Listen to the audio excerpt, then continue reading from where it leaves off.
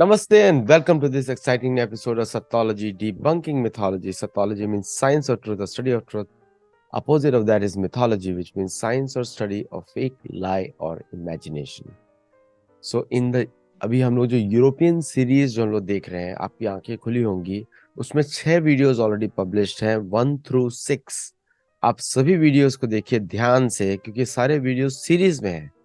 आज हमारा 7वां वीडियो जो आ रहा है वो पब्लिश हो रहा है, वो आप सुनेंगे अभी।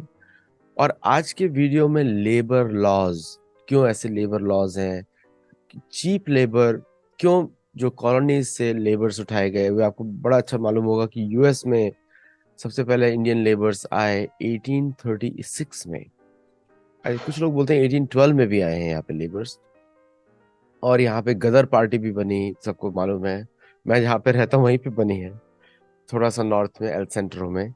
और एल सेंट्रो में अमेरिका में बड़ा अच्छा एक जगह भी है जहाँ पे भारतीय सेनानी यहाँ पे रुके थे आके। उधम सिंह यहाँ पे आके रुके थे आजादी के लिए, बिफोर ही वेंट टू लंदन। और और भी बहुत इतिहास है भारतीयों का और ऑल्सो दूसरे देशों का। आज हम लोग कुसुम लता जी से वो सीखेंगे क्या क्या वो पॉइंट्स है इतिहास के। So let us welcome professor Kusum Lata Kedia. नमस्ते एंड वेलकम। नमस्कार जी, नमस्कार। अभी रिसेंटली अमेरिका में लॉज थोड़े से मॉडिफाई किए गए हैं, because Chinese robots are doing better than America in terms of utilisation. और लेबर लॉज मॉडिफाई किए हैं, तो अभी बच्चों को भी हायर किया जा सकता है अमेरिका में। मतलब 14 साल से के बच्चों तक को हायर किया जा सकता है। तो ये सडनली चेंज हो गया। और दूसरा ऑल्सो एक और हिपोक्रेसी आई है कि यूके में भी लॉज चेंज हो रहे हैं धीरे धीरे, because of shortage of labor they are going to change the laws to accommodate younger population which is able। ये उसमें कोट्स लगा दिया है। तो इसका इतिहास क्या है, यूरोपियन इतिहास का बैकग्राउंड क्या है इसका? ये जो पिछले एपिसोड में हम पहले तो सबको नमस्कार जो मुझे सुन रहे हैं। मैंने आप लोगों की टिप्पणियां पढ़ी।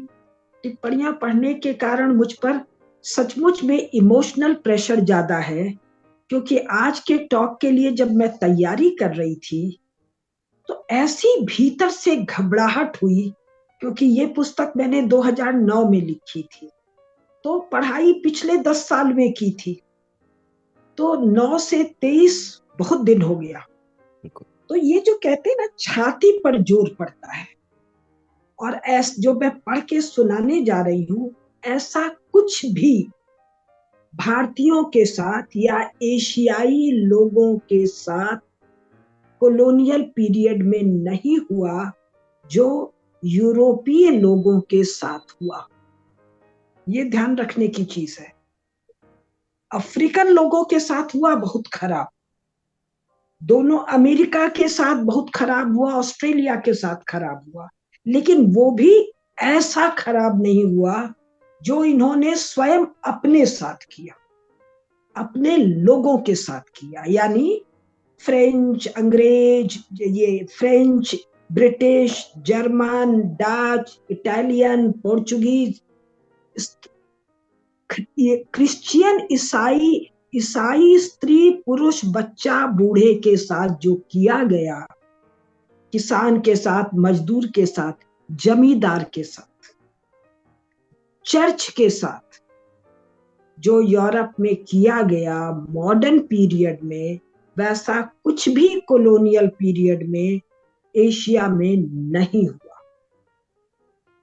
और अब आपने कहा है कि आराम से मैं कहूं, लेकिन मैं केवल इस पुस्तक के एक अध्याय का कुछ हिस्सा मैंने पढ़ के सुनाया, दूसरे अध्याय का कुछ हिस्सा आज सुनाऊंगी। वो हिस्सा क्या है? जो हम लोग बोलते हैं कि साहब मॉडर्न पीरियड में यूरोप में जो बहुत सी चीजें हुई, उसमें एक हुआ फ्यूडलिज्म टूटा, कैपिटलिज्म आया, और इससे मॉडर्निटी आई, इससे इंडस्ट्रियल रेवोल्यूशन आया, इससे प्रोग्रेस आया। और इसको यूरोपियन स्कॉलर ने बड़ा महिमा मंडन किया। तो ये है क्या? सुनिएगा, मैं कोशिश करूंगी बड़ा प्लेन प्लेन बोलने का, क्योंकि मेरी अपनी छाती पर बहुत दबाव है, ये भयंकर है। और तो शायद 1 या 2 एपिसोड लग जाएगा। फ्यूडलिज्म का नाश और इंडस्ट्रियल रेवोल्यूशन की शुरुआत। सुनने में लगता है अच्छी अच्छी कोई बातें होंगी, लेकिन वो अच्छी बातें और सचमुच में वो यूरोप के लिए अच्छी बातें हैं। क्यों? ये मॉडर्न पीरियड है। मॉडर्न पीरियड क्या है? Post Renaissance, post Columbus, post Vasco da Gama, यानी 15th सेंचुरी ऑनवर्ड्स, ये है यूरोप का मॉडर्न पीरियड। और इस मॉडर्न पीरियड में के कुछ झलक जो वहां का कहते हैं फ्यूडलिज्म का नाश, प्रिमिटिव अकुमुलेशन, और उस प्रिमिटिव अकुमुलेशन में, ये सब इकोनॉमिक्स की टर्मिनोलॉजी है, से modern society, capitalist society, industrial society जो आई, उसका मैं आज बात करूंगी। आप में से सुनने वालों को घबराहट होगी, कुछ मैं इकोनॉमिक्स की बारीक बातें भी करूंगी, क्योंकि ये यूनिवर्सिटी का ऑडियंस मुझे सुन रहा है, तो मुझे उम्मीद है उनको इन चीजों को जानने की, समझने की सामर्थ्य भी है, समझना भी है। और 21वीं सदी में यूरोप और अमेरिका, कनाडा, ऑस्ट्रेलिया में क्या हो सकता है, क्या होने वाला है, इसकी झलक मिलेगी। और जो अब आप पढ़ें, जब मैं पढ़ के सुनाऊंगी, तो आपको लगेगा इतनी भयंकर कांड हुए, तो वहां प्रोटेस्ट क्यों नहीं हुआ? वहां प्रोटेस्ट इसलिए नहीं हुआ कि मॉडर्न पीरियड के पहले, जिसको वो मिडीवल पीरियड कहते हैं, उसमें जो पैशाचिक यंत्रणा थी, उसके सामने ये जो मेरे लिए अपनी किताब पढ़ना भारी था, यूरोपीय लोगों के लिए ठीक था, अच्छा था, बड़ाई योग्य भी था। आइए हम सुनते हैं। और इसमें मैं अभी जो शुरुआत कर रही हूँ, वो कार्ल मार्क्स जो बताए हैं। कार्ल मार्क्स गैर यूरोपीय समाज में बड़ा मान्य है, एशिया में, भारत में, चीन में, यूरोप में भी बड़ा कम्युनिज्म, यूरोप कह रहे हैं, अमेरिका में भी बड़ा कम्युनिज्म का, कार्ल मार्क्स का, सोशलिज्म का पकड़ है। तो एक इंग्लैंड में चलता है एनक्लोजर मूवमेंट। एनक्लोजर मूवमेंट में क्या होता है, ये बताते हैं कि छोटे छोटे खेतों को इकट्ठा करके बड़ा कर लिया, एनक्लोज कर लिया, बड़ा। अब ये इनक्लोज क्या किया, कैसे किया, वो मैं बढ़ के सुनाती हूँ। किसानों की जमीन छीन लेने के भयंकर, बर्बर और नृशंस कर्म को बाड़ाबंदी का आंदोलन या इनक्लोजर मूवमेंट कहा गया। कार्ल मार्क्स कहते हैं, आदिम संचय के इतिहास में ऐसी तमाम क्रांतिकारियां युगांतकारी होती हैं। और जो कार्ल मार्क्स कहते हैं, वो कार्ल मार्क्स के बाद के लेफ्टिस्ट राइटर्स ने घनघोर दोहराया है। और केवल लेफ्टिस्ट ने नहीं, जो नॉन लेफ्टिस्ट हैं, जिनको इकोनॉमिस्ट कहते हैं, उन्होंने भी खूब दोहराया है। तो जो आगे पढ़ने वाली हूँ, उसको ये क्या कह रहे हैं, आदिम संचय, प्रिमिटिव अकुमुलेशन, टेक्निकल नाम।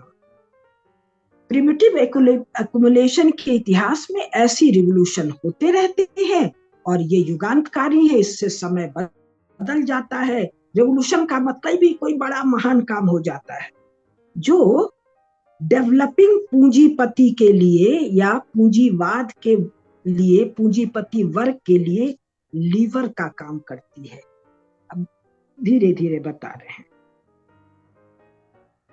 जब बड़ी संख्या में, कार्ल मार्क्स कह रहा है, जब बड़ी संख्या में मनुष्यों को एकाएक और जबरदस्ती उनके जीवन निर्वाह के साधनों से अलग कर दिया जाता है, छीन के, और स्वतंत्र एवं अनाश्रित, वो किसी पर आश्रित नहीं है, फ्री लेबर के रूप में श्रम की मंडी में फेंक दिया जाता है, तो इससे होता है कैपिटलिज्म, इंडस्ट्रियलाइजेशन वगैरह वगैरह। ये कार्ल मार्क्स के अनुसार मानवीय सभ्यता का विकास हो रहा है।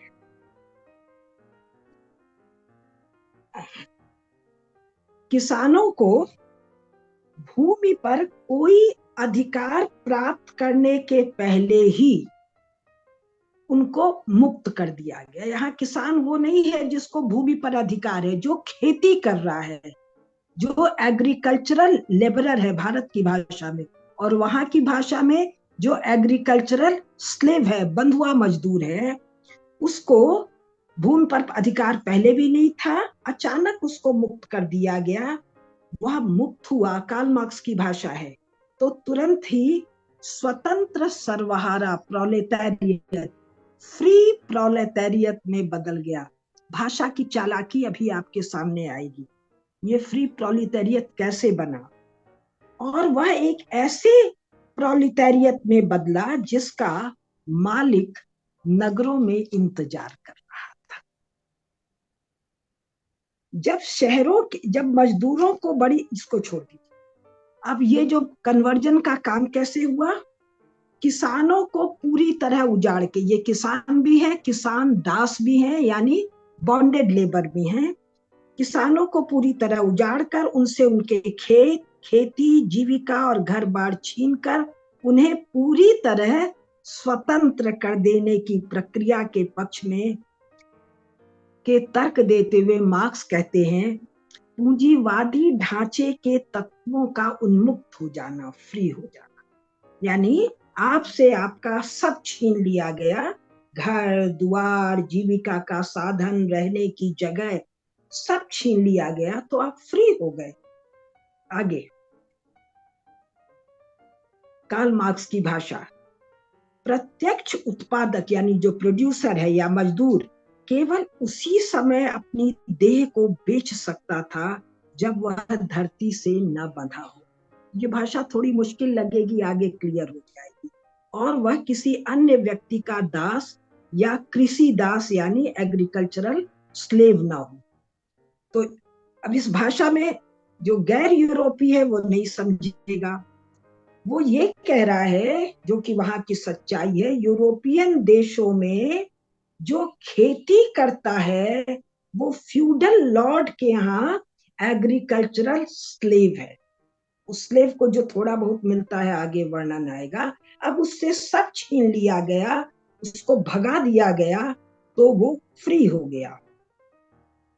और इसको फ्री करने के लिए क्या क्या किया गया, शिल्पी संघों के नियमों से, जो वहां कार्टेल थे, गिल्ड थे, उनसे भी फ्री कर दिया गया, उसको कानूनन भंग कर दिया गया, और श्रम के कायदों की रुकावटों से मुक्ति मिल गई।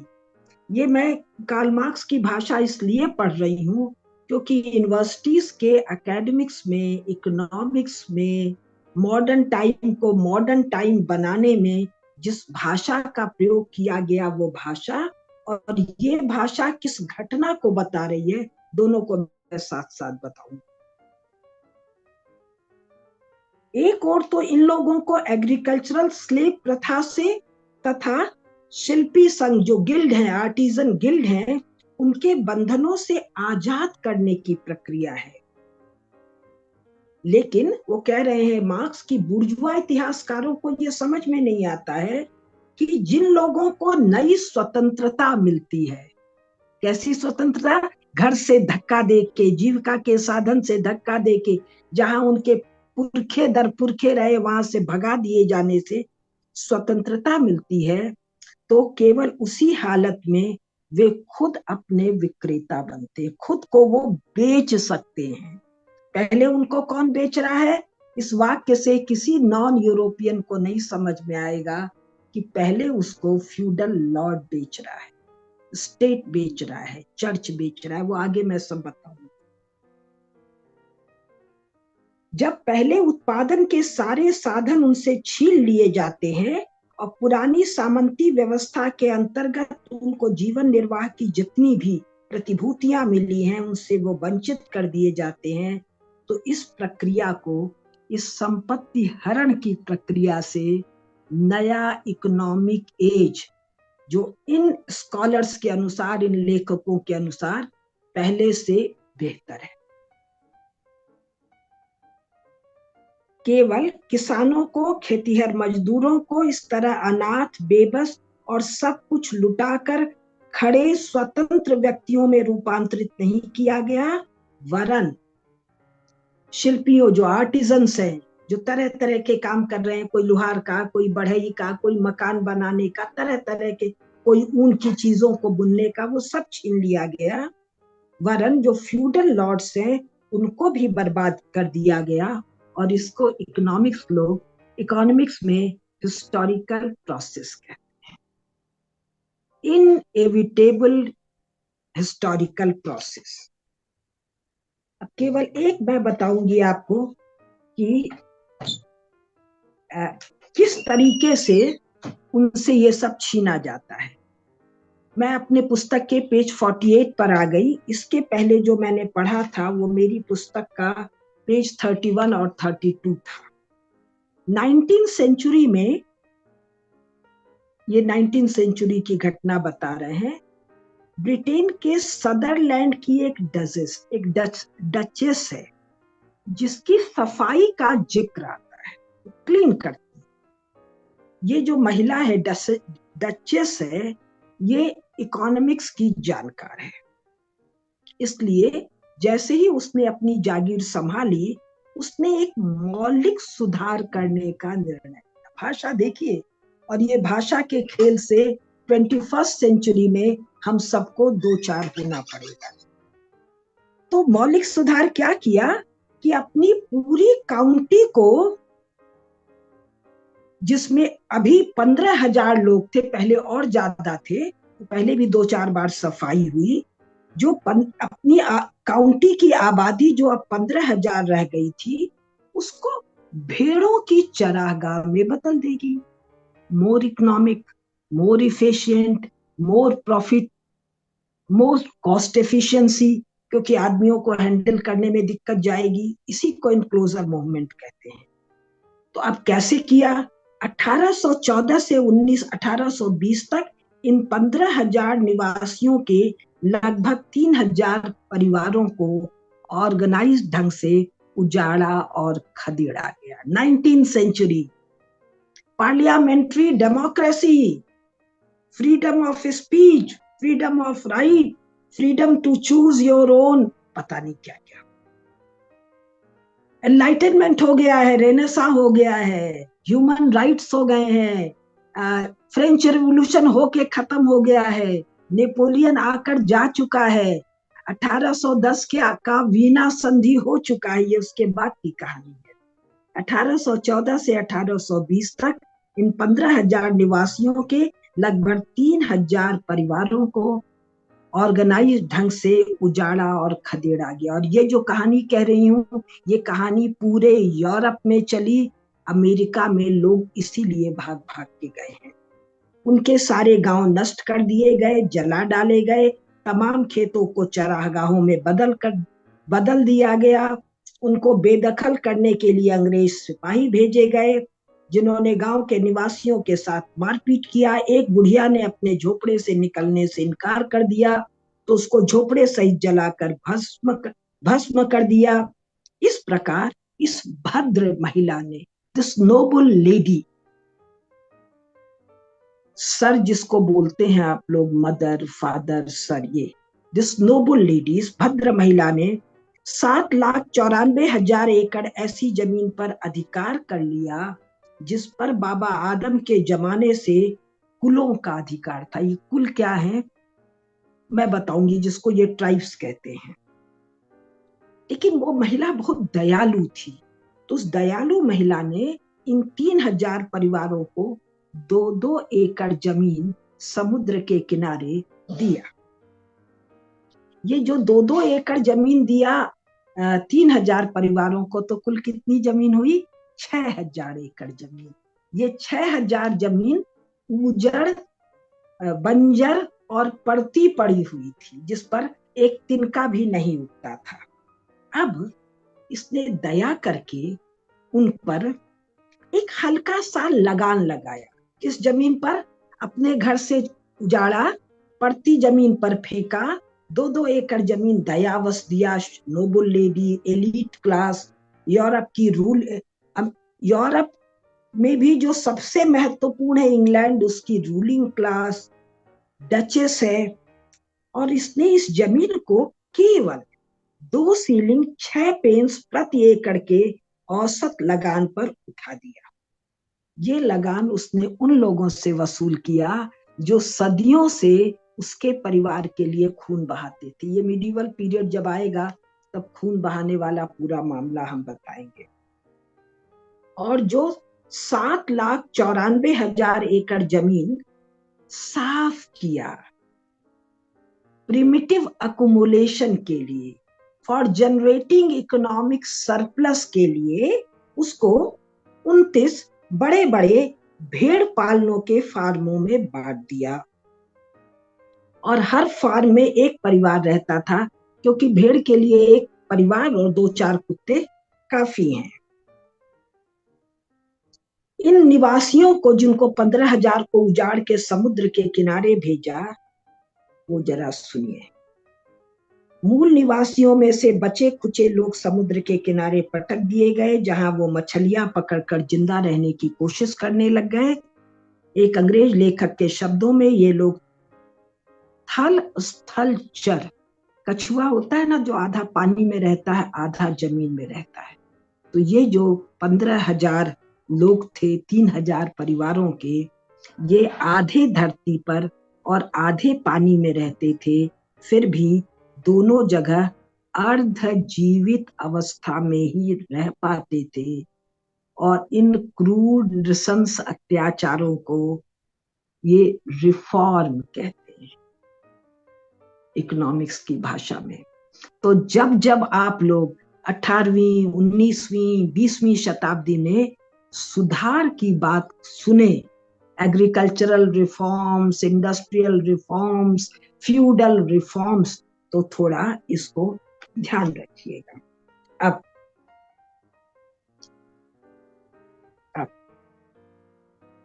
ये जो सारे ये जो काम हुए, जिसको हम लोग लूटपाट कहते हैं, नृशंसता कहते हैं, जिसको वो सुधार कह रहे हैं, ये इन लोगों की जो पुस्तक है बाइबल, उससे पादरियों की व्याख्या करके धर्माज्ञा, इसको क्या जो बुल्स बताते हैं, उसके आधार पर किया गया। मार्क्स ने लिखा है कि लोगों की संपत्ति का बलपूर्वक अपहरण कर लेने की प्रक्रिया को 16वीं शताब्दी में रोमन चर्च के सुधार से, रिफॉर्म से, और उसके फलस्वरूप और नया जबरदस्त बढ़ावा मिला। अब इसमें एक चीज और ध्यान देने की है जो लोगों को नहीं पता होगा, इंग्लैंड का 3/4 जमीन किसके पास था? कैथोलिक चर्च के पास था। उससे जमीन छीन लेने के लिए वहां राजा प्रोटेस्टेंट बनता है, और प्रोटेस्टेंट बनते ही कैथोलिक लोगों की कैथोलिक चर्च की सारी जमीन छीनता है।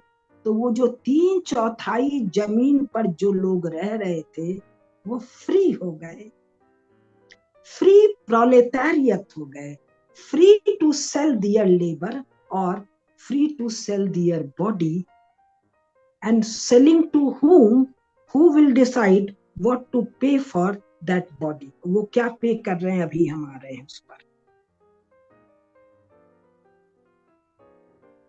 ये सब मैं छोड़ दे रही हूँ, ये पेज 34 से मैं पढ़ रही थी। इसी के बाद या इसी के साथ साथ वहां पर पुअर लॉज आते हैं, जिसकी चर्चा मैं करूंगी।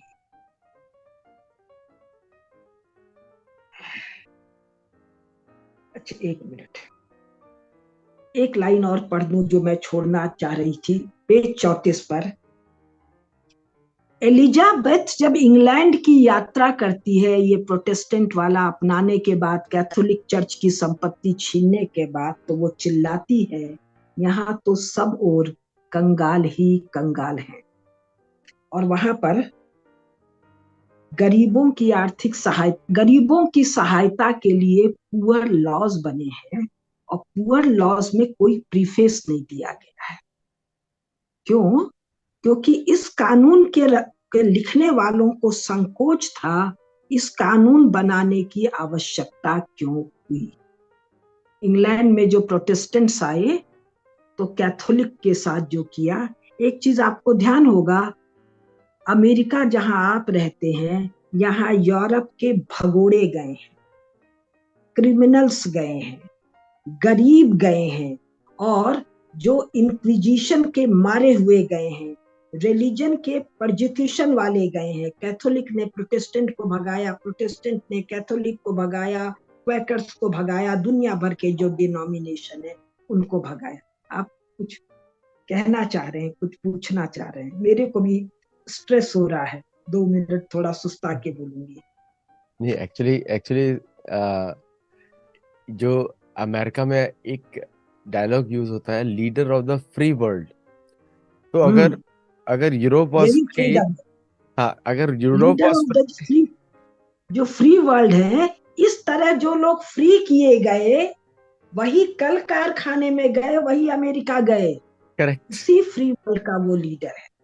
नहीं, इतना प्राइडली बोलते हैं वो leader of the free world. Actually free world का मतलब ये है कि वहां से भाग भाग के आए हैं। तो इनको किस तरह फ्री किया गया? जैसे जमीन छीन लिया, जीविका छीन लिया, अभी तो आगे बताऊंगी, घर छीन लिया, सामान बाहर फेंक दिया, और कैसे कैसे फ्री किया। तो इन यूरोपियंस को समझना है। यूरोपियंस में मतलब यूरोपियंस और उनके 3 offshoot, USA, Canada and Australia, ये 3 ऑफशूट है। इनको समझना है तो इनकी भाषा को समझना होगा। बिल्कुल, बहुत इनकी जरूरी। भाषा को समझना है तो ये भाषा निकली कहाँ से, ये कहाँ से? उसको जानना पड़ेगा। नहीं तो भारतीय लोग फ्री, हाँ हाँ अच्छी बात है भाई, पुअर लॉस, हाँ हाँ दान धर्म तो होना ही चाहिए। अभी पुअर लॉस थोड़ा सा मैं पढ़ के सुनाऊंगी। नहीं, प्रॉब्लम क्या है सामंत व्यवस्था का नाश, हाँ हाँ बहुत अच्छी चीज है, सामंत व्यवस्था का नाश। तो इसको बिना जाने हम इनसे डील नहीं कर सकते। बिल्कुल नहीं कर सकते। एक्चुअली भारतीयों को कंजर्वेट जो भाषा जैसा वो बोलते हैं, उस तरह वो क्या बोलना चाहते हैं वो समझना जरूरी है। जो और केवल भारतीयों को नहीं, पूरे एशियाई लोगों को, जिनको आप नेटिव्स कहते हैं, दोनों अमेरिका, ऑस्ट्रेलिया, अफ्रीका, सब नॉन यूरोपियन लोगों को, इनकी ताकत तब तक है जब तक हम इनको नहीं जानते हैं। जब हम इनसे जान के बात करेंगे, ये मुंह छिपा के किनारे। बिल्कुल। तो जो मैंने कहा 21वीं सदी की भू राजनीति, जियो पॉलिटिक्स ऑफ 21st सेंचुरी, जो अपने लोगों ने 12 भाषण दिया, यानी अगले 2 साल, 3 साल, 4 साल, 10 साल, मेरा मानना है साल 2 साल, मेरा अपना मानना है, जो अवसर आएंगे टेबल पर, जिस पर non European policy makers, decision makers, bureaucrats deal करेंगे, यूरोप एंड यूरोपियन ऑफशूट। सो अगर ये नहीं जानते हैं, जो नॉन यूरोपियन यूनिवर्सिटीज में, कॉलेज में, एकेडमिया में नहीं पढ़ाया गया है, तो आप इनसे डील कैसे करें? बिल्कुल नहीं कर सकते, बिल्कुल नहीं कर सकते। अच्छा, यहाँ पे मैं आपको बताता हूँ, जैसे अमेरिकन कॉन्स्टिट्यूशन जब अडॉप्ट किया गया, उसमें 2 चीज इनको फ्री बोली गई। जैसे कि गन ओनरशिप, वो इसीलिए रखी गई कि कभी ना चर्च या ये लोग कभी आके ऑक्यूपाई ना कर ले।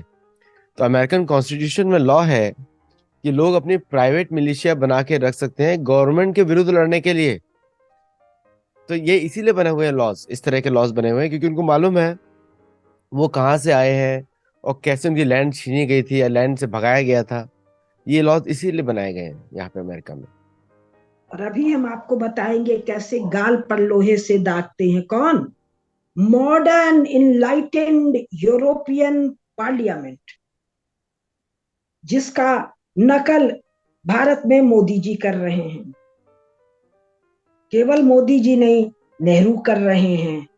तो उनको ये पता थोड़े है, उनको अगर ये पता चले तो वो इसका नाम लेने में शर्माएंगे। अब एक लाइन और पढ़ देते हैं, पेज 35 से, मेरी इस पुस्तक के पेज 35 से।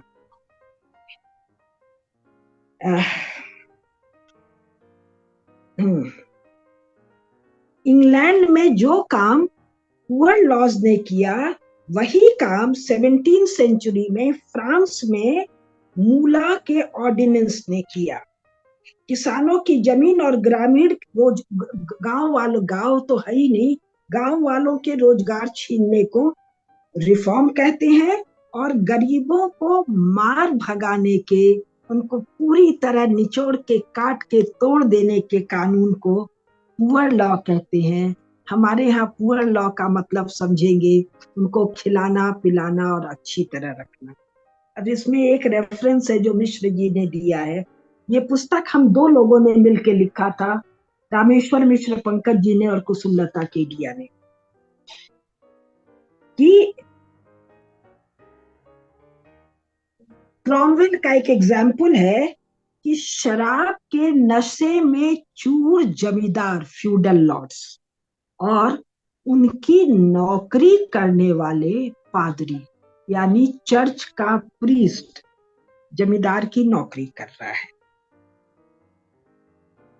और जो इनके अधीनस्थ लोग हैं उनको एक काम करना पड़ता है, क्या?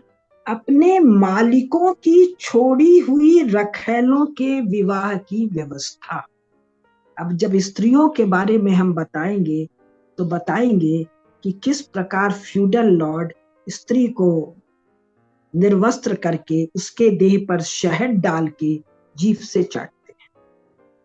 ये सब तो थोड़ा मिडिवल नहीं, वो भी मॉडर्न टाइम का है, लेकिन ये सब बात में बताएंगे। तो एक रेफरेंस आया तो सुना, ये रखैल क्या होती है, वाइफ क्या होती है, क्रिश्चियन मैरिज क्या होता है, ये सब जब स्त्रियों का प्रसंग आएगा तब बताएंगे। खेतीहर, अब पेज 36 पर, खेतीहर मजदूरों की सामूहिक भूमि का आखिरी निशान गायब हो गया। उनकी सब जमीन जायदाद छीनकर फ्री और सर्वहारा प्रोलेटारियत कंगाल मजदूर बन गए। सामंती व्यवस्था का अंत हो गया, और सामंती व्यवस्था का अंत होने से क्या हुआ? जो नए मालिक हैं, नए मालिक कौन है? अभी तो ये इंडस्ट्रियलिस्ट भी नहीं हो पाए हैं, पूंजीपति भी नहीं हो पाए, लेकिन इनकी लिटरेचर में इनको इंडस्ट्रियलिस्ट और कैपिटलिस्ट कह रहे हैं। ये अपने पास पड़ोसों के गरीबों के प्रति न्यूनतम कर्तव्यों से भी मुक्त कर दिए गए। वो न्यूनतम कर्तव्य क्या है, वो जब मैं फ्यूडलिज्म बताऊंगी तब बताऊंगी। और इस काम को ग्लोरियस रेवोल्यूशन कहा। तो इनका ग्लोरियस क्या है, इनका रिफॉर्म क्या है, इनका फ्रीडम क्या है, इनका पुअर लॉस क्या है। लेकिन अगर ये वर्णन ना पढ़े तो ग्लोरियस रिवोल्यूशन पढ़ के उसी की भाषा में उलझ जाएंगे।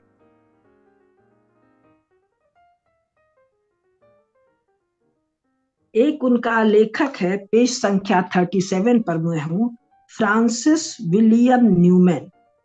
इसकी एक पुस्तक है लेक्चर्स ऑन पॉलिटिकल इकोनॉमी।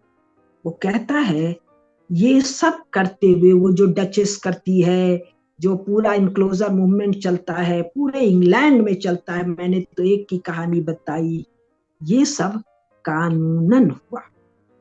यह सब करते हुए कानूनी शिष्टाचार की ओर तनिक भी ध्यान नहीं दिया गया। मानो कि कानूनी शिष्टाचार नामक इनके पास कभी कुछ था या होने वाला है। अभी अमेरिका में, यूएसए में 2 चीजें हुई हैं। स्त्रियां एबॉर्शन नहीं करा सकती हैं, ये बहस चला। और क्या ग्राउंड पर बहस चला? कि साहब जो पेट में भ्रूण आया है, वो अभी वो उसमें आत्मा नहीं आई है, 4थे महीने आती है, वो केवल भ्रूण है, उसमें जीवन नहीं आया है। उस भ्रूण का अधिकार है उस स्त्री के देह में जो है, उस स्त्री से अधिक। तो लोग कहेंगे साहब भारतीय धर्म में, सनातन धर्म में भी भ्रूण हत्या पाप है, हाजी पाप है। लेकिन आपको नहीं पता है, यूनाइटेड स्टेट्स ऑफ अमेरिका में इसलिए किया गया क्योंकि स्त्री पुरुष से जब शारीरिक संपर्क करती है तब गर्भ में जीव आता है या बीज आता है या गर्भाधान होता है, और ये गॉड का कर्स है वुमन को, ईव को. If you have sexual relation with man, you have to bear a child, and this child is product of sin, and you have to suffer labour pain, so you can not abort it. तो इसको सनातन धर्म से तुलना करना तभी संभव है जब इन विषयों का हमको ज्ञान नहीं है. तो वो कहते हैं फ्रांसिस विलियम न्यूमैन कि यह सब करते हुए कानूनी शिष्टाचार की ओर तनिक भी ध्यान नहीं किया गया.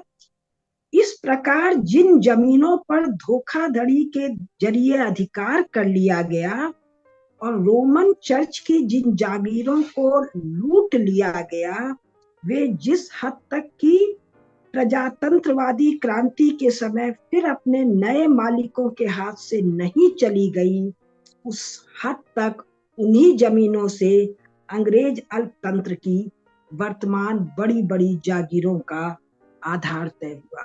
ये भाषा ही नॉन अकेडमिशियन के दिमाग को घुमा देगी. लेकिन चूंकि मैं यूनिवर्सिटी के लोगों के सामने बोल रही हूँ, इसलिए मैंने ये एकेडमिक लैंग्वेज को बोलना आवश्यक समझा. अब मार्क्स कह रहा है कि इन मामलों में इमोशनल होना अनसाइंटिफिक है, इरैशनल है, ज्यादा सेंटिमेंटल होना है. मेरे किताब का पेज 38. उस जमाने के आर्थिक साहित्य में सामुदायिक जमीनों की बाड़ाबंदी के प्रश्न में बड़ी गरम गरम बहसें मिलती हैं. मार्क्सवाद ने इन बहसों को यह कहकर अज्ञानतापूर्ण एवं इररेलेवेंट करार दे दिया कि सामंतवाद एवं पूंजीवाद में गरीबों को चूस कर निचोड़ कर ही राष्ट्र की संपदा अर्जित. तो फिर इसमें इमोशनल होने की क्या जरूरत है? अतः इस विषय में व्यर्थ की भावुकता और नैतिकता अवैज्ञानिक मनस्थिति का लक्षण है. अभी मैं आगे बताऊंगी. कोरोना में भी शायद आप लोगों ने सुना होगा कि कुछ बहसें आई थी कि पहले से ही आ गया था कि कोरोना आने वाला है. यूरोप में एक बार नहीं 1000 बार बहस हुई है, कोई ऐसा उपाय जिससे आदमी तो समाप्त हो जाए, बाकी सब बचा रहे. इन यूरोपियंस को पता ही नहीं है कि गैर यूरोपीय समाज में प्रॉस्पेरिटी का जो अनइमेजिनेबल स्केल है, वो सबकी प्रसन्नता, सबकी सहभागिता, सबके आनंद के साथ है, क्योंकि वो प्रकृति के कॉस्मिक लॉज के अनुसार है. इस पर हम लोग बाद में बात करेंगे. अब इसमें पेज 38 पर एक लंबा मेरा अध्याय है एडिंगटन का इनक्लोजर मूवमेंट का, वो आप लोग पढ़ लीजिएगा.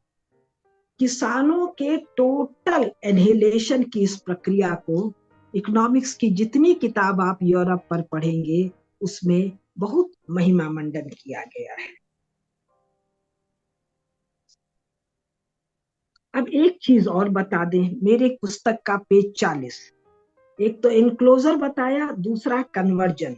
कन्वर्जन का अर्थ है क्षेत्र के सभी किसानों को बलपूर्वक किसी मिल वाले के नियंत्रण में ले लेना और उसकी भूमि को उस कारखाने वाले की भूमि घोषित करके उसके द्वारा कब्जे में ले लेना.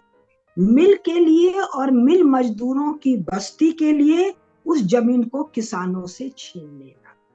और ये सब इंग्लैंड के पार्लियामेंट के कानून से है, जिस पार्लियामेंट को मदर ऑफ पार्लियामेंट गैर जानकार लोग कहते हैं. जो ये जान लेंगे वो मदर, उसको क्या कहेंगे, चुड़ैल कहेंगे, विच कहेंगे कि क्या कहेंगे. और इसी प्रक्रिया को, जिसको अभी थोड़ा सा मैं और बताऊंगी, सामंतवाद का हिस्टोरिकल एंड का गौरवशाली ग्लोरियस अचीवमेंट ये लोग बताते हैं. अब ये मामला जो चला, ये 250-300 साल अलग अलग फेज में चला, जिसकी चर्चा हम नहीं कर रहे हैं। तो बाई 19th सेंचुरी, यानी 1810, 20, 1850, 1860, 1890 तक इस तरह चला कि जो एग्रीकल्चरल लेबर हैं, जो नन्हे नन्हे किसान हैं, उनकी भूमि पर आसक्ति ही समाप्त हो गई। वो इमोशनल है, वो इरेशनल है, और ये काम कहीं बल एवं हिंसा से संपन्न किया गया, कहीं ऊपर या नीचे से हुई क्रांति से, जैसा फ्रेंच रेवोल्यूशन है, कहीं युद्ध से, कहीं विजय से, कहीं कानून बनाकर, कहीं एडमिनिस्ट्रेशन से, और कहीं जो सूझ जाए, जो वो डचेस को सूझा था, बुढ़िया घर से नहीं निकल रही है तो आग लगा कर। अब इनका एक बहुत बड़ा स्कॉलर है बेंथम। अब वो बेंथम इस सारी नृशंसता के पक्ष में जिस भाषा का प्रयोग कर रहा है, उस भाषा को सुनिए। पेज 41 से पेज 42 बेंथम लिखता है, खेती के समृद्धि के लिए सबसे अनुकूल अवस्था वो है जब भूमि नॉन ट्रांसफरेबल न रहे। भाषा देखिए, यानी भूमि ट्रांसफरेबल हो। अगर आप बेंथम को पढ़ेंगे केवल, तो इस बात को समझ पाएंगे। वो सीधी बात कह रहा है कि साहब, खेती का समृद्धि तब होगा, खेती में विकास तब होगा जब लैंड ट्रांसफरेबल हो। छीन लेने को ये ट्रांसफरेबल कह रहे हैं। कोई भी धर्मादा भूमि ना हो, कोई भी कॉमन लैंड ना हो, कोई भी इसको कहते हैं ना कि बहुत कर्जा हो गया है तो कर्जा माफी कर दे, कर्जा माफी का कोई व्यवस्था नहीं हो। कोई भी मतलब जिसको चैरिटी की व्यवस्था नहीं हो। आगे हम पढ़ेंगे, कानून बनाया गया कि कोई भी व्यक्ति भूखे को भोजन भी नहीं दे सकता है। वहां ये भी कानून बनाया गया था कि कोई भी पुरुष अपनी माँ को, अपनी बेटी को, अपनी बहन को, अपनी वाइफ को, वाइफ पत्नी नहीं होती है इसलिए मैं वाइफ शब्द का प्रयोग करूंगी, वाइफ को बेच सकता है। क्रिश्चियन मैरिज में वाइफ जो है वो वोर से गई बेटी है। ये जो वोर है, WHORE, ये वेश्या से नीचे का कैटेगरी है। तो वोर इज बेटर देन वाइफ। तो वाइफ को पत्नी मत बोलिए, और जो लोग अपनी पत्नी को वाइफ बोलते हैं उनको मेरा प्रणाम। अब ये तो इंग्लैंड का पढ़े। फ्रांस में नेपोलियन ने भी इससे मिलते जुलते कानून बनाए। जर्मनी तो 1870 में जर्मनी का शेप ले रहा है, बाकी स्पेन में, पुर्तगाल में, फ्रांस का मैंने कह दिया। इससे मिलते जुलते काम 100 साल आगे, 50 साल आगे पीछे होते रहे। तो इन लोगों को संपत्ति के मोह से मुक्त कर दिया गया, फ्री मैन बना दिया गया, किंतु इन्हीं जमीनों पर नए नए लोगों को अधिकार दे दिया गया। जैसे कि भारत का उदाहरण, भारत में राजा चले गए, लफंगे राजा बन गए, क्योंकि किसी का तो भूमि पर अधिकार होगा ही। मार्क्स फिर कहता है कि 19वीं शताब्दी में किसी को इस बात की याद तक नहीं रह गई कि खेतीहर मजदूर का सामुदायिक जीवन से, जमीन से कोई संबंध था। 1801 और 1831 के बीच 35,11,770 एकड़ जमीन जो कॉमन लैंड था वो छीन लिया गया, जमींदारों को दे दिया गया, एक कौड़ी भी इनको भेंट नहीं हुआ। इस बड़ी पैमाने पर जमीन को छीन लेने की प्रक्रिया को कहा गया जागीरों की सफाई। फिर वहां झोपड़ों की भी सफाई शुरू की गई। जो झोपड़े बना के वो रह रहे थे उनकी भी सफाई की गई। उनकी सफाई कैसे की गई वो भी बताते हैं। अब एक स्कॉटलैंड का भी सुन लीजिए। स्कॉटलैंड में केल्ट लोग कुलों में, मतलब ट्राइब्स में, यानी बड़े ग्रुप्स में संगठित थे। लेकिन उस ट्राइब का जो केल्ट, जो एक बड़ा आदमी मुखिया होता था, उसका जमीन पर नाम मात्र का अधिकार था, सारे निर्णय सामूहिक होते थे। हाँ, अब जब ये इनक्लोजर मूवमेंट आया है, तो जिनका नाम मात्र का अधिकार था वो खुद अपनी मर्जी से निजी संपत्ति के अधिकार में बदल लिया गया। 18वीं शताब्दी में ये जो अमेरिका जाएंगे लोग, 18वीं शताब्दी में अपने जमीन से खदेड़े हुए लोगों को देश छोड़कर चले जाने की मनाही कर दी गई, ताकि बहुत से को भगाया गया और बहुत से को रोका गया। क्यों? स्कॉटलैंड में ग्लासगो और जो बाकी नगर हैं जिनमें नन्हे नन्हे कल कारखाने आ रहे हैं, आपको वहां का लेबर बनना पड़ेगा। और इसको वो बंधुआ मजदूर नहीं कर रहे हैं, वो इंडस्ट्रियल स्लेव नहीं कह रहे हैं, वो फ्री। तो आदित्य जी, फ्री पर अगर आपकी कोई टिप्पणी हो तो कीजिए, उसके बाद में आगे चलती हूँ, या थोड़ा सा एक और सुना दूं। जिन लोगों की जमीनें जबरदस्ती छीन ली गई, 1860 में धोखा देकर आपके नॉर्थ में कनाडा भेज दिया गया। कुछ लोग पहाड़ों में भाग गए, आसपास के नन्हे नन्हे आइलैंड्स में भाग गए। पुलिस ने उनका पीछा किया, उनके साथ मारपीट हुई, लेकिन वो आपके अमेरिका और कनाडा भाग जाने में सफल हुए। ये मार्क्स लिख रहा है। एक और सुन लीजिए, मेरा पेज संख्या 47, जॉर्ज एंसर, कि स्कॉटलैंड के धनी लोग किसानों के परिवारों को यूं बेदखल करते थे जैसे जंगल से झाड़ियां साफ कर। उसमें रहने वाले लोगों के साथ उसी प्रकार व्यवहार करते थे जिस प्रकार व्यवहार जंगली जानवरों से परेशान हिंदुस्तानी शेरों से भरे हुए जंगल के साथ करते हैं।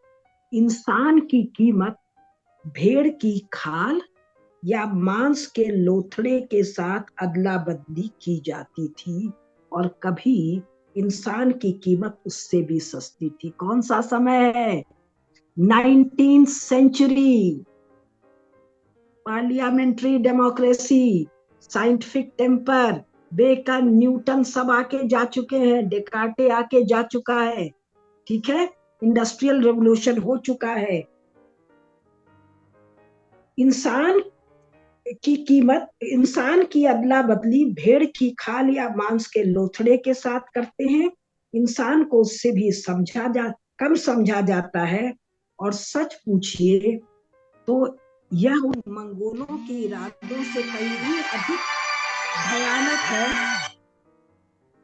ये जो मंगोल है, चंगेज खान, जो चीन के लिए कहता है खेतों को साफ कर दो जिससे मेरे घोड़े दौड़ सके, उससे बदतर व्यवहार European state, European parliament, European law, European church, Christian अंग्रेज, Christian French, Spanish, Portuguese, Dutch लोगों के साथ कर रहा है।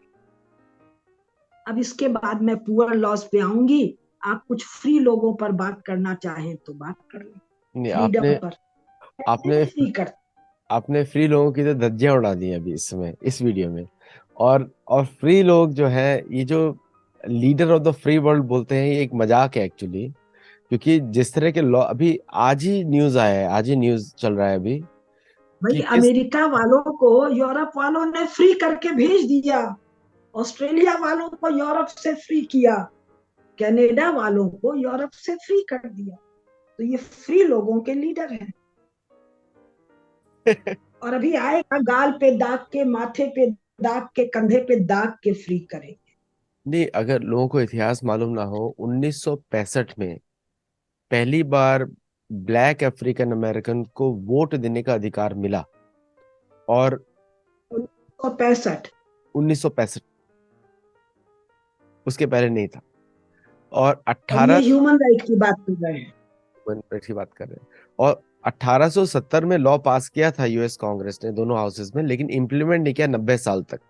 1965 में जाके इन्होंने इम्प्लीमेंट किया उसको। और दूसरा एक, अगर लोगों के मालूम ना हो, कि 1924 में नेटिव अमेरिकन जिनकी इन्होंने लैंड ऑक्यूपाई करी, उनको सिटीजनशिप दी गई थी अमेरिकन कॉन्स्टिट्यूशन में। और नेटिव अमेरिकन को आज भी, मेजोरिटी नेटिव अमेरिकन जो रिजर्वेशंस में रहते हैं, वो उनको वोट देने के लिए उनके पास कोई फैसिलिटी नहीं है, क्योंकि वहां पे वो पोस्टल बॉक्स उनको यूज करने पड़ते हैं। ये आज का कंडीशन है। तो लेकिन बड़ा आश्चर्य मुझे ये होता है कि जब USCIRF करके एक ऑर्गेनाइजेशन है, स्टेट डिपार्टमेंट का, अमेरिकन स्टेट डिपार्टमेंट का ऑर्गेनाइजेशन है, जो बोलता है भारत में फ्रीडम नहीं है, लेकिन भारतीय गवर्नमेंट के कोई भारत ऑफिशियल, में ऐसी फ्रीडम नहीं है। भारत में किसान अपनी जगह है, मजदूर अपनी जगह है, उसका अपना घर है, अपना द्वार है, जीविका है। किसी की औकात नहीं है उसको फ्री करे, क्योंकि हमारे पूर्वजों ने ऐसी व्यवस्था दी है। नहीं, बट कुसुमलता जी, जो आज की जो भारतीय गवर्नमेंट है, जब इस तरह की ये लोग बातें करते हैं, कोई जवाब ठीक से नहीं देती, कोई भी क्योंकि डिप्लोमेट। जानकारी नहीं है। लेकिन हम लोग जानकारी नहीं है ना। इस विषय में, मेरी पुस्तक ये में आ काम तो चुकी, आप कर रहे हैं, सत्तोलॉजी कर रहा है। मैंने अपनी ये काम पुस्तक, किसने और किया है? मेरी ये किताब 2009 में छपी, 500 कॉपी। मैंने कोई 100-150 कॉपी बांटी होगी, 200 कॉपी बांटी होगी। पढ़े कितने लोग हैं मुझे नहीं पता। बड़ा आप आश्चर्य। पढ़ेंगे ही नहीं, जानेंगे ही नहीं, तो ये काम तो रखा गया था आदित्य जी के सत्तोलॉजी के लिए। और ये सारे मैं यूरोपियन लेखकों को कोट कर रही हूँ। बिल्कुल, पब्लिक इंफॉर्मेशन। और, और सबका जो नाम दे रही हूँ वो आप अमेरिका में बैठे लोग वेरीफाई कर सकते हैं। ये यूरोप के established recognised main stream scholars. मैं मार्जिनल स्कॉलर्स को ऐसी चीजों में कोट ही नहीं करती हूँ। मतलब मेरा तो यही तो आग्रह 15 होगा, मिनट जो सुन रहे हैं वीडियो थोड़ा, हम, हाँ, जो सुन रहे हैं वो, 15 मिनट। जी जी जी, जो सॉरी, हमारा वेरी सॉरी। जो हमारे वीडियो जो सुन रहे हैं, वो लोग इस वीडियो को शेयर करें। और इम्पोर्टेंट चीज है, उसमें मतलब ये एक मेरी पुस्तक भी है, गोल्ड ग्लोरी एंड गॉड, वो अमेरिकन बेस्ट सेलर है, और टेक्स्ट बुक्स में भी आ गई है, अमेरिकन टेक्स्ट बुक्स में। उसमें मैंने इस प्रकार इतना डिटेल मैंने इस एरिया में टच नहीं किया जहाँ पे आपने बोल रहे हैं, क्योंकि ये एरिया बहुत ही डीप रिसर्च का एक विषय।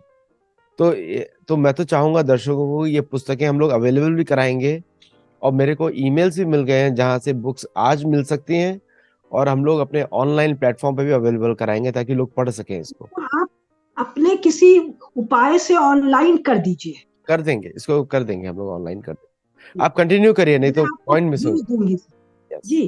तो अब हम लोग आते हैं, ये जो लोग भगाए गए, यही वो लेबर बने हैं जिनकी चर्चा हम लोगों ने पिछले भाषण में की थी। जो वो बच्चों को जो करते हैं, स्त्रियों को करते हैं, तो ये तो बाद में करते हैं 19 सेंचुरी में। अब ये जब फ्री कर रहे हैं, कब? मॉडर्न पीरियड, पोस्ट, ये हरदम ध्यान दीजिए। मॉडर्न पीरियड ये 500 साल का मानते हैं। Post renaissance, post Columbus, post Vasco da Gama, post enlightenment, post colonisation, post industrial revolution, अलग अलग स्टेजेस हैं इनके मॉडर्नाइजेशन के। मैं केवल मॉडर्न पीरियड की बात कर रही हूँ, मिडिवल को टच भी नहीं कर रही हूँ। एंशियंट पीरियड के बारे में हल्की सी चर्चा मैं कर चुकी थी कि एंशियंट पीरियड जो ये बताते हैं, उसमें यूरोप की तो चर्चा ही नहीं है। चर्चा है ग्रीस और रोम की, जो कि भारतीय लोग हैं। ये भी भारतवंशी ही है, लेकिन समय बीत गया है। तो अब जिन लोगों को मेरे की पुस्तक का पेज संख्या 49, जिन लोगों जिन लोगों को जीवन के इन परंपरागत ट्रेडिशनल जो बहुत समय से चले आ रहे थे, उनसे अलग कर दिया गया, ये एक विशाल संख्या भिखारियों, डाकुओं और आवारा लोगों में बदल बदल गई। भगा दिया गया। तो भगा दिया गया तो उनको भिखारी भी कहना गलत है, ये उनका अनुवाद किया है, क्योंकि वो भिक्षा नहीं मांग रहे हैं, वो तो अपना हक मांग रहे हैं। डाकू छीन ले रहे हैं, आवारा ये वो लोग कह रहे हैं, ये कल तक गृहस्थ लोग थे। अंग्रेजों ने भारत में बहुत से लोगों को, बहुत से ग्रुप्स को क्रिमिनल कहा, उन लोगों को जिनको, जो लोग इनको जबरदस्त टक्कर देते थे और जिनका जीविका, खेती बाड़ी, संपत्ति इन्होंने 50-60 साल छीन लिया था। तो अब इनको हैंडल करने के लिए कानून बनाए गए। कानून कौन बनाता है? राजा बनाता है, चर्च बनाता है। अब उस कानून को हमने कहा नृशंस, इनह्यूमन नहीं, बारबेरिक, पैशाचिक, डेमनिक। क्या है? जो मजबूत हट्टे कट्टे लोग हैं, हट्टे कट्टे आवारा लोगों को कोड़े लगाए जाते थे और जेल खाने में डाल देते थे। 19th सेंचुरी का जेल खाना कैसा था, ये जब मैं प्रिजन पे बात करूंगी, प्रिजन वाली पुस्तक से जो वहां के लोगों ने लिखा है, तब बताऊंगी। गाड़ी के पीछे बांध देते थे। गाड़ी कैसा है? घोड़ा गाड़ी है। घोड़े गाड़ी के पीछे रस्सी से बांध देते थे। जो लोगों ने बॉलीवुड की हिंदी फिल्में देखी हैं, वो देखते होंगे कुछ फिल्मों में घोड़े के पीछे एक आदमी को रस्सी से बांध के घसीटते हैं। ये सब वहीं से आया है, यूरोपियन इमेजेज है भारत में। भारत में ऐसा कभी नहीं हुआ था। तो गाड़ी के पीछे, और ऐसे नहीं बांधते थे, मैंने और कहीं बताया है, सारे कपड़े उतार के इंग्लैंड की उस बर्फ की ठंडक में गाड़ी के पीछे बांधकर उस वक्त तक कोड़े लगाए जाते थे, जब तक बदन से खून नहीं बहने लगता था। और उसके बाद उनसे कसम दिलाई जाती थी कि वो अपनी जगह को लौट जाएंगे या वहां चले जाएंगे जहां वो पिछले 3 साल से रह रहे थे, और वहां श्रम करेंगे। काहे पर श्रम करेंगे भाई? जमीन तुमने दिया नहीं, जमीन उनकी तुमने छीन ली, एम्प्लॉयमेंट का कोई और साधन उनके पास है नहीं। बाद में नए कानून के अनुसार यदि कोई आदमी दूसरी बार आवारागर्दी के अपराध में पकड़ा जाता था, तो उसको एक बार फिर कोड़े लगाए जाते थे और कान काट लेते थे। तीसरी बार पकड़े जाने पर पक्के अपराधी और समाज के शत्रु के रूप में फांसी दे दी जाती। कल तक जो गृहस्थ था, जो किसान था, उससे राज्य ने, चर्च ने सब छीन लिया। वो आवारा हो गया। वो सड़क पे दिखता है तो कोड़े से मारेंगे, कान काटेंगे भी, और बहुत आएगा। अब 16वीं शताब्दी में जो कानून बना, उसके अनुसार यदि कोई आदमी काम करने से इनकार करता है, क्यों करेगा? क्योंकि उसको प्रॉपर मजदूरी नहीं मिली। प्रॉपर मजदूरी क्या है? खा ले तो जिंदा तो रहे।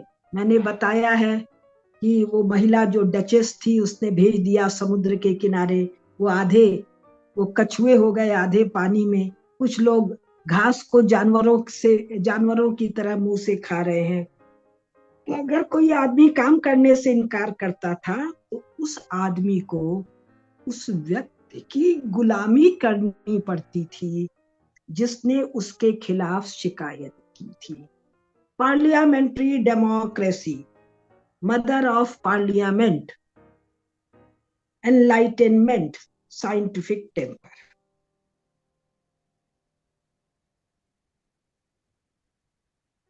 और जिसकी गुलामी करनी पड़ती थी, वह उससे किसी भी तरह का काम ले सकता था, चाहे वह काम कितना ही घिनौना क्यों न हो, और इसके लिए कोड़े और जंजीरों का इस्तेमाल कर सकता था।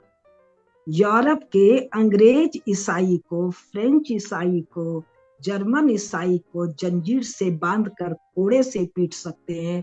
Post renaissance, post Columbus, post Vasco da Gama.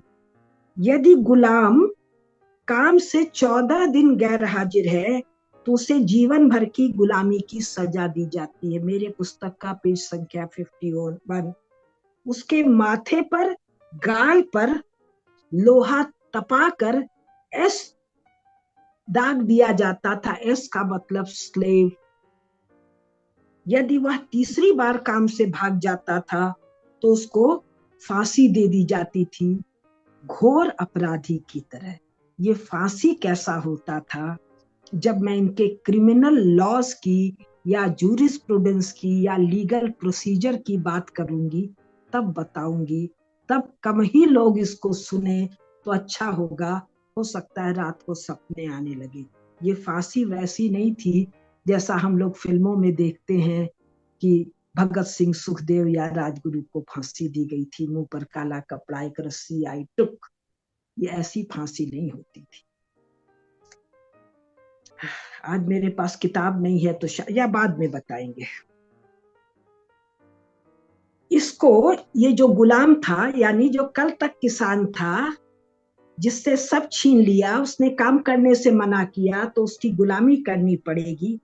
इसको जानवर की तरह या हल बैल की तरह या डिब्बा और बाल्टी की तरह वो अंग्रेज दूसरे अंग्रेज को बेच सकता था और किराए पर उठा सकता था। अगर वो जो एक्स किसान जो कि प्रेजेंट गुलाम है, यदि मालिक के खिलाफ कुछ कहता है तो उसको फांसी दी जाती थी। फांसी देने के तरीकों पर बाद में बात करेंगे।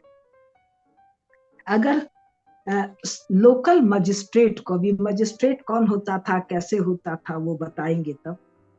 उसको किसी ने खबर किया कि ये आदमी 3 दिन से कुछ नहीं कर रहा है, तो लोहा लाल करके उसकी छाती पर वी का चिन्ह दाब दिया जाता था, ये वाला वी, और जंजीरों में जकड़ कर उससे सड़क उठवाया जाता था। अच्छा, अब जो ये आवारा हैं जिनके एस लगा दिया गया है, वी लगा दिया गया है, इनके बच्चों को, आवारा बच्चों को कोई भी उठाकर ले जा सकता था। Christian love, love thy neighbour, क्या कहते हैं, white man's burden, Europe civilisational mission, यही इनका सिविलाइजेशन ये दुनिया में फैलाना चाहते हैं, जिनको गैर ईसाई समाजों ने थाम दिया है। ये तुम अपने पास रखो यदि रखना चाहते हो। और ये बात दूसरी है कि ईसाइयत के पूरे तंत्र को यूरोपीय लोगों ने तोड़ डाला है, इसको हम अलग से बात करेंगे। ऐसे आवारा आदमियों को, बच्चों को उठा ले जा सकते हैं, उनसे काम ले सकते हैं। किनसे? लड़कों से 24 वर्ष तक, लड़कियों से 20 वर्ष तक। और लड़कियों से कौन कौन सा काम लेते होंगे, थोड़ा अंदाज आप कर लीजिए, और जो आपके कल्पना के बाहर है वो मैं जब जेंडर इशू पर आऊंगी तब बताऊं। अगर ये बच्चे या जवान या किशोर भागने की कोशिश करते हैं तो उनको जंजीरों में बांध सकते हैं, कोड़े से मार सकते हैं, अपने गुलाम के गले में, बाह में, टांग में, यानी सारे यूरोपियन लोगों को लोहे का छल्ला डाल सकते हैं। और ये सब इंग्लैंड में 19वीं शताब्दी तक हुआ है।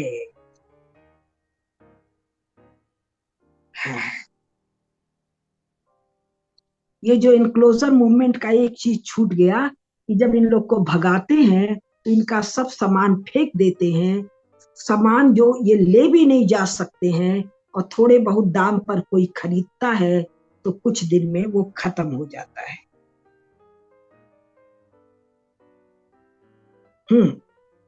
जो इनका राजा है जेम्स प्रथम, उसके राज्यकाल में था कि ये जो गृहस्थ किसान हैं जिनको भगा दिया गया, ये अगर आवारागर्दी करते हुए पाए जाएं तो इनको जेल में 2 साल बंद कर सकते हैं। जेल क्या है बताएंगे। और जेल के अंदर जितना चाहे उतना कोड़ा लगवा सकते हैं, और जो ज्यादा बदमाश है यानी ज्यादा बहादुर है उसके छाती पर गोले से आड़ दागेंगे। एस था स्लेव के लिए, वी था, याद नहीं है, आवारा के लिए, और ये था रास्कल, आर के लिए। लोहे से तपाकर माथे पर, गाल पर और छाती पर दागते हैं। और ये कानून दागने दुगने का 18वीं शताब्दी तक लागू रहा। फ्रांस में भी इसी तरह के कानून लागू किए गए, नीदरलैंड में भी लागू किए गए, हॉलैंड में भी लागू किए गए। और ऐसे लोगों को अंधेरी रातों में, इंग्लैंड में तो अंधेरा सदा ही रहता था, ये किसी खून, अब इसका वर्णन बताएंगे ये कैसे, जैसे उत्तरांचल में गदेरा कहते हैं, गड्ढे गुड्ढे में सोते थे, तो रात के समय इन पर जाल डालकर इनको पकड़ते थे और यही नेविगेटर्स बनते थे, इनको जहाजों पर भेजा जाता था। बाद में मैं बताऊंगी कि जेलें इतनी भर गई कि लगा इनको जेल में नहीं रखा जा सकता है, तब इन लोगों को पकड़ पकड़ के यूनाइटेड स्टेट्स ऑफ अमेरिका और ये कनाडा और बाद में 19th सेंचुरी में ऑस्ट्रेलिया भेजा गया है। अब थोड़ा सा आप बात करें या मैं थोड़ा बताऊं? नहीं, कंटिन्यू करिए आप। कंटिन्यू करें। हाँ, अच्छा, अब ये जो पूरा मामला है इसको एकेडमिकली क्या कहते हैं वो? हाँ। अब इसको मैं थोड़ा, एकेडमिक है तो यथावत पढ़ रही हूँ। आदिम संचय के यानी प्रिमिटिव अकुमुलेशन के इन तत्वों को, ये सारे तत्व स्पेन, पोर्चुगाल, हॉलैंड, फ्रांस और इंग्लैंड में चलते रहे। पेज संख्या 55, 56। वो कार्ल मार्क्स कहता है कि जैसे जब बच्चे का जन्म होता है तो जो मिडवाइफ होती है वो एफर्ट करके बच्चे का जन्म करवाती है, तो राज्य के, अब इसको मैं पढ़ भी दूंगी, तो राज्य नहीं, स्टेट के जो ये पाशविक कानून है ये मिडवाइफ का काम कर रहे हैं, फ्यूडलिज्म से कैपिटलिज्म का प्रसव करा दे।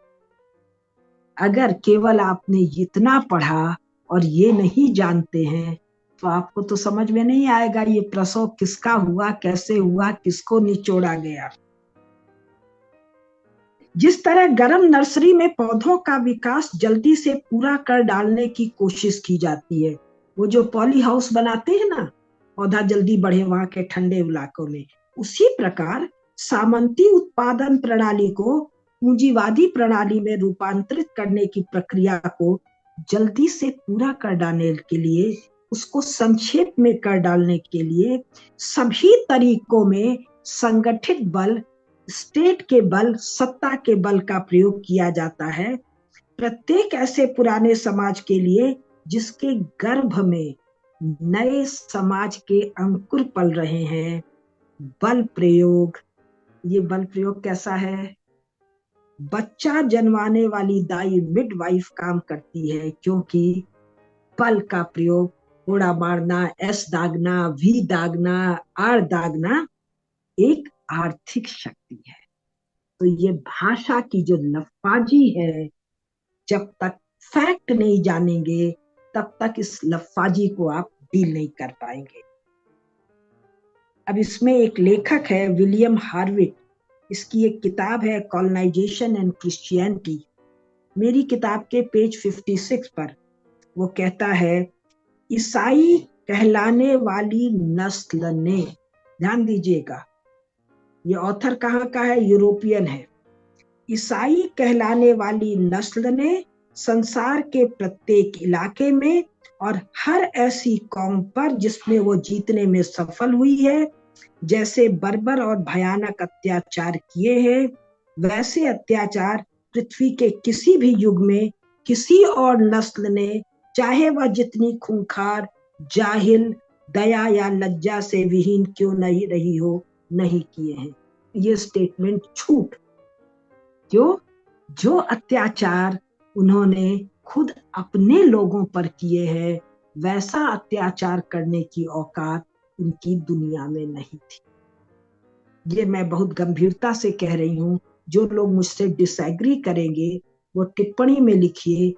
अगले एक भाषण में जब ये विषय आएगा कि वो भारत में क्या कर पाए जो यूरोप में कर रहे थे, उसका एक छींट भी भारत में नहीं कर पाए, और भारत का अर्थ है Virat Jambudvipa.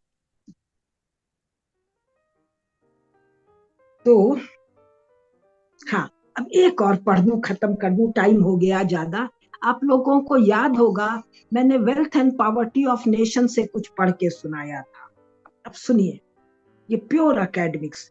Wealth and poverty of nation के लेखक डेविड लेंडस लिखते हैं, साम्राज्यवाद इंपेरियलिज्म हमारे मध्य सदा रहा है। यह एक गहरी मानवीय प्रेरणा की अभिव्यक्ति, यानी जो सारा हुआ है, मिडवाइफरी जो किया गया है, ये midwifery a very fine human emotion incentive, यह एक गहरी डीप ह्यूमन इंसेंटिव है, यह एक गहरी मानवीय प्रेरणा की अभिव्यक्ति है।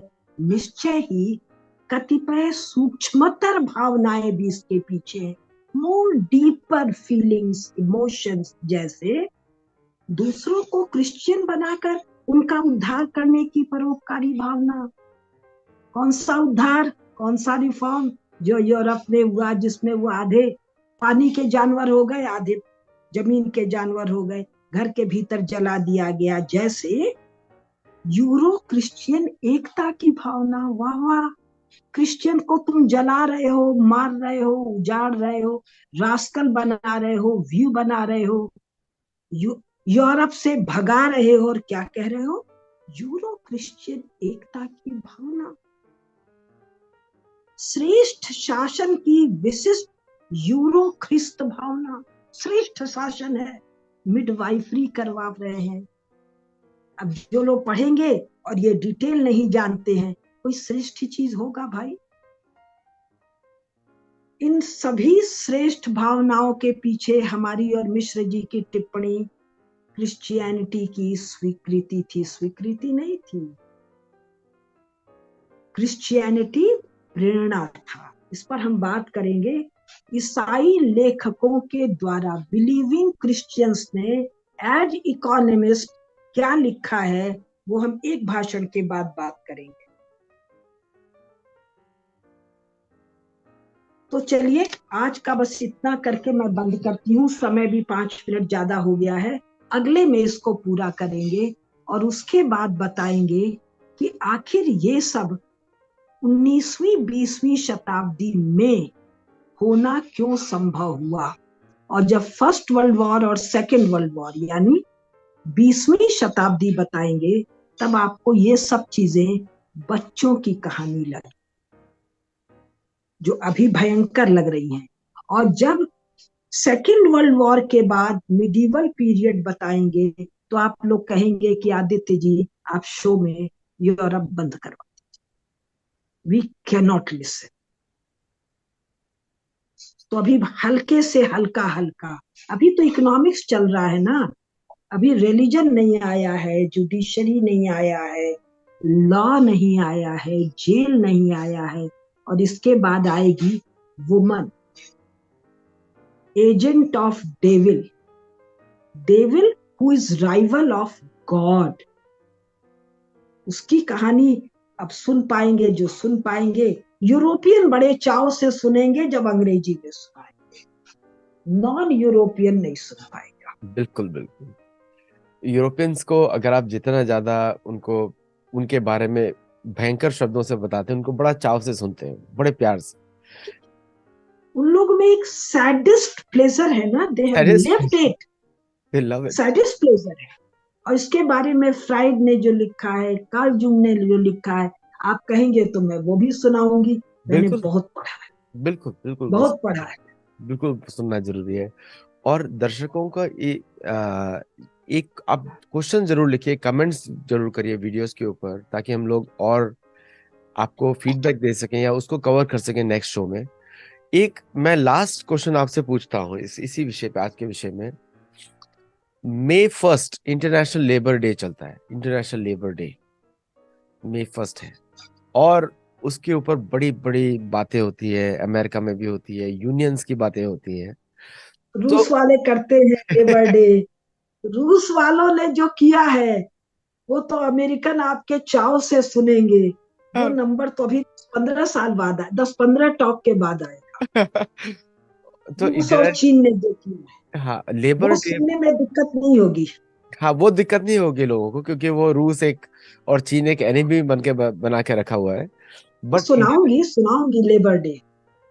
लेकिन ये जो लेबर लॉज की जो बात होती है, आज दर्शकों आप सबको ये पता लगा कि लेबर लॉज का बैकग्राउंड क्या है, मॉडर्न बैकग्राउंड क्या है।